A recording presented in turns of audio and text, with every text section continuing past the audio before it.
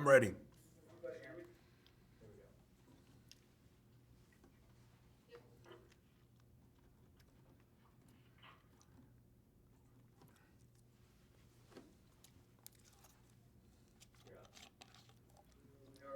Joined by Coach Izzo now.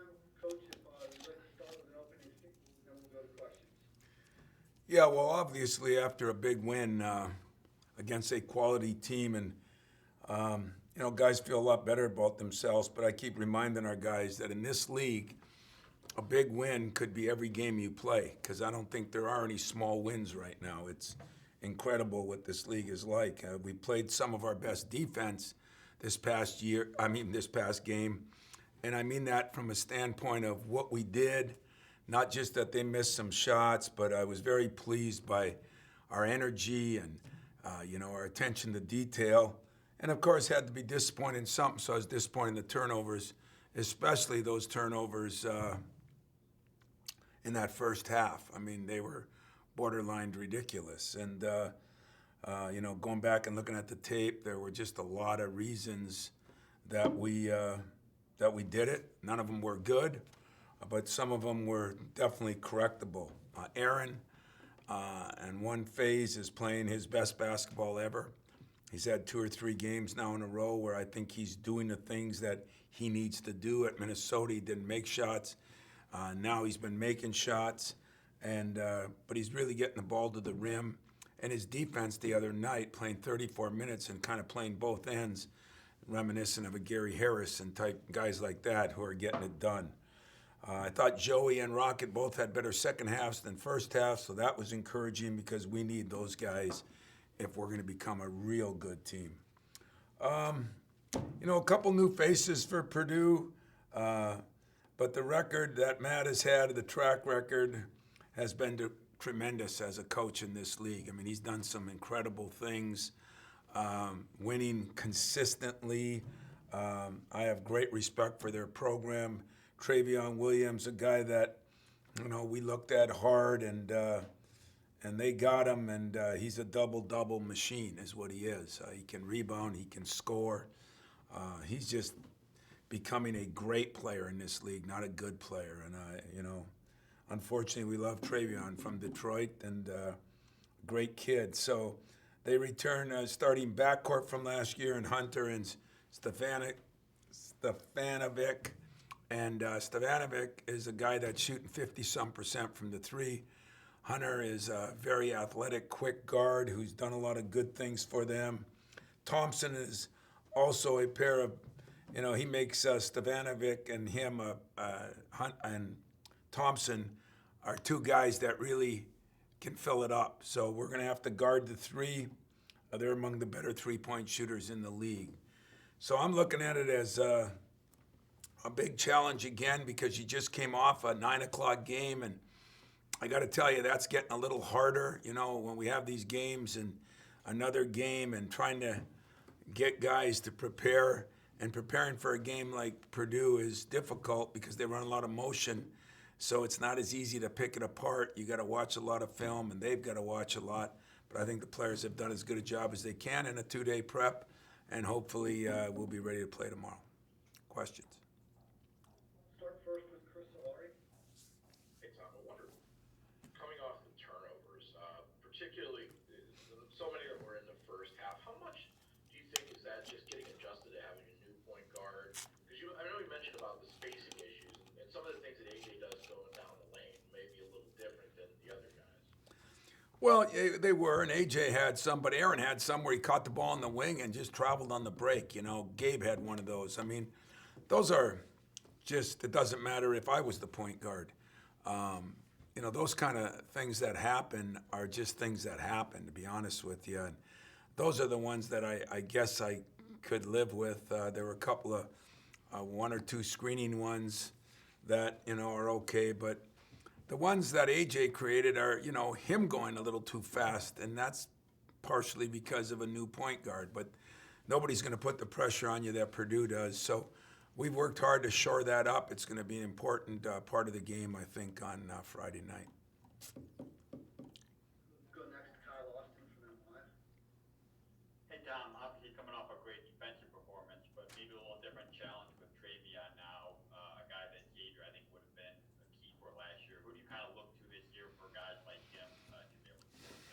Well, in all honesty, we were pleased with the defense that Hauser and Johnson and Harper are no easy guards. They're different. But we're going to throw the kitchen sink at them. We're going to have those two guys. We're going to bring in Marcus, who did a pretty good job against them last year with his length. We're going to bring in Marty, and maybe Julius. So we're going to throw a lot of people at them, and yet. What normally happens with Purdue is you start worrying about the post, and they beat you from the three. So we've got to defend both. We can't get, Trayvon's going to get some buckets. Okay, he's a great player, and we can't let that interfere with, stopping the three-point shot, because eventually that's what the twos hurt you, the threes kill you. Go next to Lindsey Hubston. Hey, Tom, I want to talk about things happening on a larger scale, the huge distraction that's happening for a lot of people watching the national media. Can you talk about the power of sports right now? Sometimes it's a welcome distraction, but now it's kind of like a needed distraction for some people that your programming allows people to like for a few hours and kind of get their mind off all the other things going on in the world. It's a damn good question. And I didn't watch a lot of it because the little I watched made me sick. It was a disgrace, I think, to all of us. And in all honesty, nothing like that should be tolerated. I can only do what I can do here, and hopefully I have a platform to help others, and hopefully my players do. And I think you bring up a good point, but we're going to continue to demand and work with our players to treat everyone with respect. I didn't see anybody respecting anybody yesterday. Not what I saw. Not what I saw at our state capitol, and not what I saw at the national capitol in Washington, D.C. over the last 4 or 5 months. And take nothing away. I'm 100% agreeing that people should protest. But I've never agreed with protests that led to destruction of property or lives being lost. And as they say, I think Draymond said it, that wasn't a protest, that was a riot. And I didn't think there was any class or character showed in that. But my responsibility to my team, to my own kids, to the players, to this place I have, is to make sure that we respect everyone, honor everyone. I don't care if you're white or black or Hispanic or Jewish. I don't care if you're young or old. I really don't care if you're rich or poor. If we want equality, equality covers everything. And equality covers some of the things that went on yesterday. And I'm hoping that each and every individual that was involved in that is held responsible. But I'm going to continue to represent and kind of shoot for total equality in our program, our university, hopefully our state and our country. And those are big goals. So I can control one in my mind. I can control the one here. And I can start to control or help control the one in our state. But I don't know enough about it, Lindsey, to continue, except that I was disgusted and disgraced by what went on. And it makes it very difficult to see things like that happen and then have to go talk to your players and think of some of the things that have happened over the summer and not feel there is some injustice. And so, you know what? I don't consider that kind of protest American. I really don't. And I'm just going to stick with what I said and handle things the best I can handle here. But it makes me want to fight even harder for this equality that we all need, and makes me fight harder for protesting. I agree with protesting. I think people got to be able to say and do what they think. It's just we got to quit getting to this destructive way and lives being lost. And that's what I'm shooting for, Lindsey. Thank you for sharing that, Tom. Go next to Matt Charbonneau. Tom, it feels weird sometimes after what we saw yesterday to talk basketball, but obviously we get back to it tomorrow. And going back to the defense, Rutgers came in a pretty good three-point shooting team, and you guys did a good job on that. Purdue, the same thing. What's going to be the key? What can you take from the other night to Friday to kind of limit these guys in terms of three-point shooting? I could make it real simple, and to answer your first part of your question and the end of Lindsay's, I do hope sports can do something to bring our country together. You know, like I said all the time, I think my guys are role models. I want them to be role models. We're not perfect. But I also think that, you know, locker rooms prove that people from different races, creeds, different backgrounds can all get together. And when they do, we can form an incredible team. And so I hope sports does bring that. So I'm glad we are getting back to sports. At the same time, I think our defense in that game, we just played harder. And, you know, you can't play a team like Purdue and say they're going to go here on this play and there on that play, because it's more of a freelance motion offense that he's been very effective with since Gene Katie was there. So I told our guys, we're going to have to make some plays defensively, but what we got to do is stay disciplined and a lot of back cutting and contest threes and try to do a decent job on Travion. It's not only that he's a scorer, he is by far, and I mean this with incredible respect, the best passing big man I've seen in this league in a long time. A long time. There's been some decent ones, but I don't think anybody's done a better job of passing the ball. I mean, I've seen him throw it over his head, behind his back, flipped it here and there. He's just done an incredible job of passing the ball, too. So those are the things we got to stop, and I think you do it with energy. You know, who's kidding who? At Minnesota, we didn't have it. The other night, we did. Can we get consistent energy? Go next to Ryan Elke. Hey, Tom.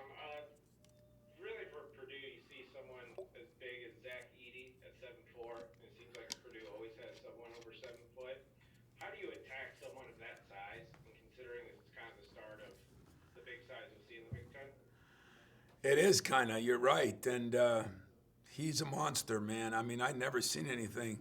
I've seen some big guys there. They had a 7'3" guy, but not only is he 7'4", but his arms got to be, you know, like octopus arms, and his feet. You know, I mean, he is a big guy. And Matt has unbelievably done a great job over the years with different guys like that. And where you watch him in high school, and they can't run very good, and you know, he has a great knack of turning them into something special. This kid, if you watch him, he's got some skills. He's got pretty good hands. You know, he's young yet and learning, but I don't know how you go at him. I mean, I think you got to go right through his chest, you know, because he's going to block shots if you go away from him, and maybe you know, as always, try to put guys like that in a lot of ball screens and make them work on defense. But he is going to be an interesting guy to watch as we go forward, because they've had a factory down there of doing it with 7-footers, as you said. We have time for a couple more questions. We'll go first to Chris Solari. We talked so much about the defense the other night and then again today, but the rebounding component of that, I think that, you know, after getting out rebounded those last 2 games, I imagine that's probably something that not only you emphasize, but you're happy with seeing again. Well, usually, as we always say, you know, the motto of this program has been defend, the rebound, and run. And if you don't defend well, you probably don't rebound as well, because if you don't defend well, people are driving to the basket, and they're scoring baskets, which is harder to run off of. But if they're driving, then you don't rebound as well, because you know your bigs are helping out and stuff. I thought we did a good job of taking away the dribble penetration, which Purdue does very well too, and I think that helped us a lot. But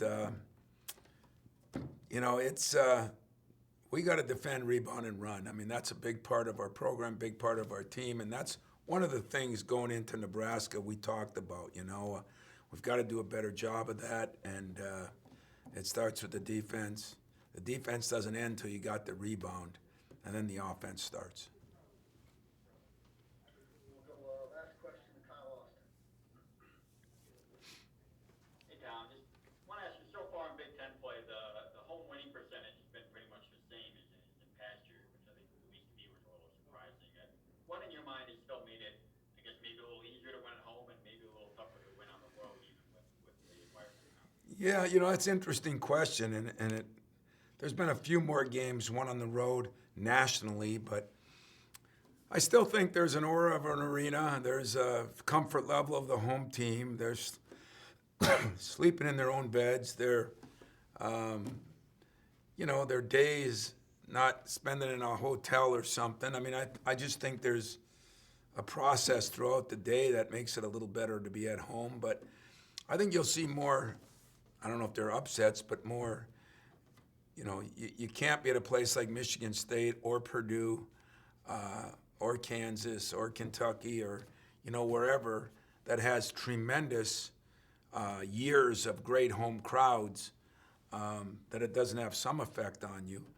But we know it's not going to have as big an effect as it used to have unless I can get all those cutouts to be voice activated. If I could do that, I could take care of the noise in the arena and getting on the officials a little bit. So I'll work on that. But other than that, I just think you're a little more comfortable at home, but I don't think it's as big a deal without the crowd. It really isn't.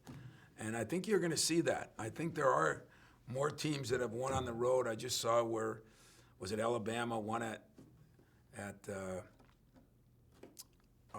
Tennessee, and then Texas beat the heck out of Kansas at Kansas. Kansas loses, one home game a decade. So there's some that have changed, but I think the reason is probably what I said, that you just have a better comfort level at home. Go back to one more with Matt Sharper.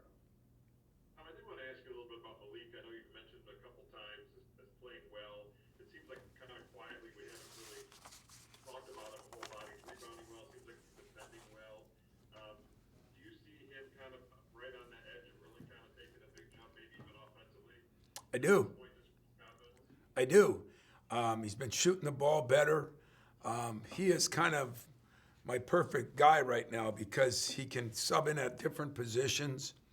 I think before he's done, he's going to be able to play the 3, 4, and 5 even, as small lineups, big lineups.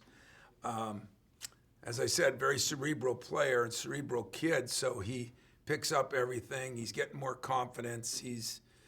I bet he's been as steady as anybody.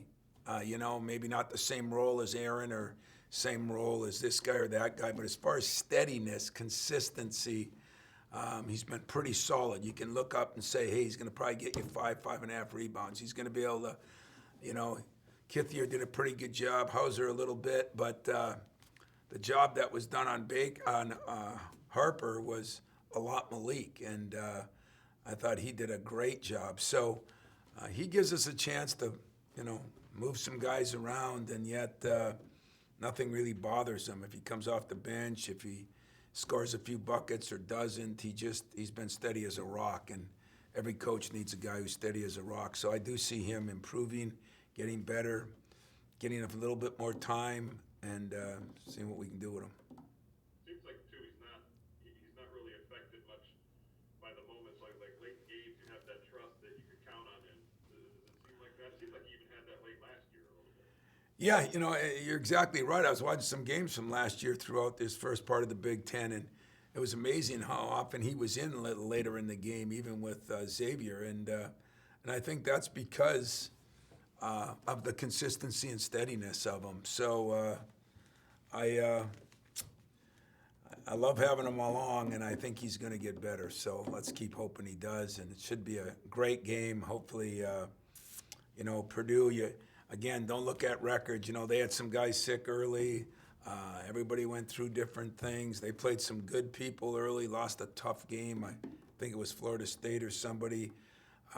So they played some good people and have played well. And even games they lost, I mean, you look at it, I think they were at Iowa, at Illinois, and at Rutgers.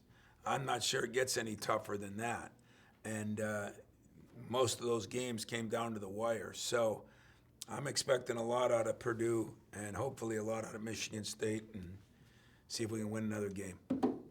Thanks, guys.